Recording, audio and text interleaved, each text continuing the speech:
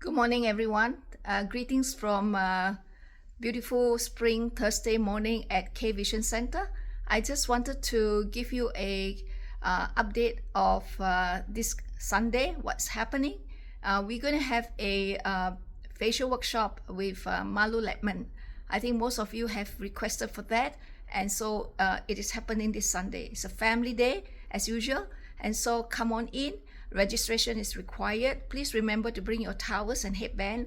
They will not be supplied. Also, if you could bring your facial kit, bring your friends and your family. It will be roughly about 1.5 hours because it's spring. So we're going to use evening care and Hydra set, and of course the usual sunscreen and BB cream, which is our favorite. So after the session, if you are new and you want to do a click and collect, center is open. Come on in, bring a slight snack for that fellowship after the session. So I'll see you up there. Time is 2:25.